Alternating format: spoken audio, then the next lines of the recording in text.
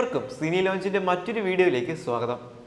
ജിഷോ ലോൺ ആന്റണി സംവിധാനം നിർവഹിച്ച് അപർണ ബാലമുരളി, രാജ്ബി ഷെട്ടി എന്നിവർ കേന്ദ്ര കഥാപാത്രമായി വന്ന ചിത്രമാണ് രുതിരം.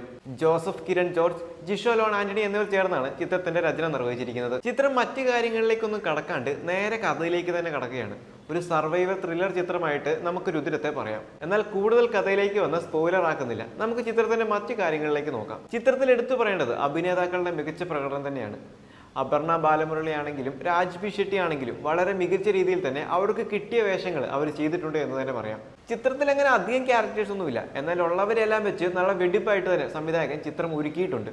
അപർണ ബാലമുരളി, രാജ്ബി ഷെട്ടി എന്നിവർക്കൊപ്പം എടുത്തു പറയേണ്ട രണ്ട് കഥാപാത്രങ്ങൾ കൂടിയുണ്ട്. ആ രണ്ട് കഥാപാത്രങ്ങളുടെ ക്യാരക്ടർ പോസ്റ്റർ അണിയറ പ്രവർത്തകർ നേരത്തെ പുറത്തു വിട്ടിരുന്നു. എന്നാൽ ഇതുവരെ അത് മനസ്സിലാകാത്തവർക്ക് ചിത്രം കാണുമ്പോൾ അതൊരു സർപ്രൈസ് ആയിട്ട് തന്നെ ഇരിക്കട്ടെ. എടുത്തു പറയേണ്ട മറ്റൊരു കാര്യം രാജ്ബി ഷെട്ടിയുടെ വില്ലനിസം തന്നെയാണ്. ഇതിനു മുമ്പ് നമ്മൾ മലയാളത്തിൽ രാജ്ബി ഷെട്ടിനെ കണ്ടിട്ടുണ്ട്. പ്രത്യേകിച്ച് ടർബോയിലും രാജ്ബി ഷെട്ടി വില്ലനായിട്ട് തന്നെയായിരുന്നു വന്നിരുന്നത്. എന്നാൽ അന്ന് കണ്ട പ്രധാന നെഗറ്റീവുകളിലൊന്ന് രാജ്ബി ഷെട്ടിയുടെ വില്ലനസം അത്രയ്ക്ക് അങ്ങ് വന്നില്ല എന്നതായിരുന്നു. എന്നാൽ ഈ സിനിമ എടുക്കുമ്പോൾ ചിത്രത്തിന്റെ ആദ്യ പകുതിയിൽ നല്ലൊരു കട്ട വില്ലനസം തന്നെയാണ് രാജ്ബി ഷെട്ടിയിൽ നിന്നും പ്രകടമാകുന്നത്. രണ്ടാം പകുതിയുടെ പകുതിയൊക്കെ ആകുമ്പോഴത്തേക്കും ഓക്കെ.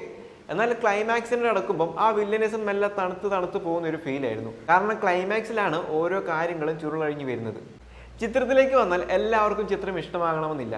കാരണം ചിത്രത്തിൽ ചോരക്കളിയുണ്ട്. അതുപോലെ തന്നെ ഒരു ചെറിയ സ്ലോ പേസ് ത്രില്ലറാണ് ചിത്രം. എന്നിരുന്നാലും ആദ്യം തൊട്ട് അവസാനം വരെ ത്രില്ലടിച്ച് കാണാൻ പറ്റിയ ചേരുവകളെല്ലാം ചേർത്ത് തന്നെയാണ് സംവിധായകൻ ചിത്രം ഒരുക്കിയിരിക്കുന്നത് എന്ന് തന്നെ പറയാം. ഒരുപക്ഷെ ഹോളിവുഡ് ചിത്രങ്ങളോ അല്ലെങ്കിൽ മറ്റ് ജർമ്മൻ ചിത്രങ്ങളോ കണ്ട് ശീലിച്ചവർക്ക് ഈ ചിത്രം അത്രയ്ക്ക് അങ്ങ് ഇഷ്ടപ്പെടണമെന്നില്ല.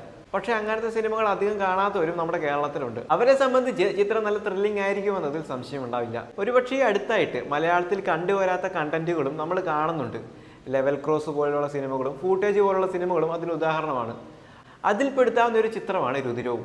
ഇത്തരം ഡിഫറെൻ്റ് ആയിട്ടുള്ള അപ്രോച്ചുകൾ ഇനിയും നമ്മുടെ മലയാള സിനിമയ്ക്ക് വേണം. അങ്ങനെ ഒരു കണ്ടന്റ് കണ്ടുകൊണ്ടായിരിക്കണം രാജ്ബി ഷെട്ടിയും ഇതിലേക്ക് വന്നത് എന്ന് കരുതുന്നു. ഇത്തരം ചിത്രങ്ങളുടെ ഒരു ആരാധകനാണ് നിങ്ങളെങ്കിൽ ഈ ചിത്രം ഒരിക്കലും മിസ്സാക്കരുത്. പ്രത്യേകിച്ച് തിയേറ്ററിൽ തന്നെ കണ്ട് ആസ്വദിക്കാനായിട്ട് ശ്രമിക്കണം.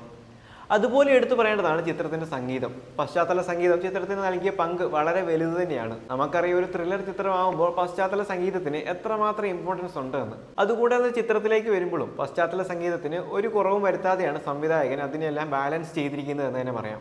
അതുപോലെ എടുത്തു പറയേണ്ട മറ്റൊന്നാണ് ചിത്രത്തിന്റെ സിനിമാറ്റോഗ്രഫി. ക്ലൈമാക്സിലേക്ക് വരുമ്പോൾ ഇരയും വേട്ടക്കാരനും തമ്മിലുള്ള ആ ഒരു പോരാട്ടമൊക്കെ വളരെ മനോഹരമായിട്ട് തന്നെ പകർത്തിയിട്ടുണ്ട്. ചിത്രത്തിൽ ആരാണ് വില്ലൻ, ആരാണ് നായകൻ എന്നൊക്കെ നമുക്ക് തീരുമാനിക്കാൻ വേണ്ടി സംവിധായകൻ വിട്ടു നൽകിയിരിക്കുകയാണ്. ഒരുപക്ഷെ പലരും മനസ്സിൽ അടക്കപ്പെട്ടിരിക്കുന്ന ആ ഒരു രഹസ്യം എത്രമാത്രം നമ്മുടെ മനസ്സിനെ വേട്ടയാടുന്നുണ്ട് എന്ന് സംവിധായകൻ ചിത്രത്തിലൂടെ കാണിച്ചു തരുന്നുണ്ട്. ഈ ഒരു ചിത്രം കണ്ടവരാണ് നിങ്ങളെങ്കിൽ നിങ്ങളുടെ അഭിപ്രായം കൂടെ പങ്കുവയ്ക്കുക. ഇത്തരം ചിത്രങ്ങൾ കാണാൻ ഇഷ്ടമുള്ളവർ തീർച്ചയായിട്ടും ചിത്രം മിസ്സാക്കാതിരിക്കുക. അപ്പോൾ മറ്റൊരു ചിത്രത്തിന്റെ വിശേഷവുമായി അടുത്ത വീഡിയോയിൽ വീണ്ടും കാണാം.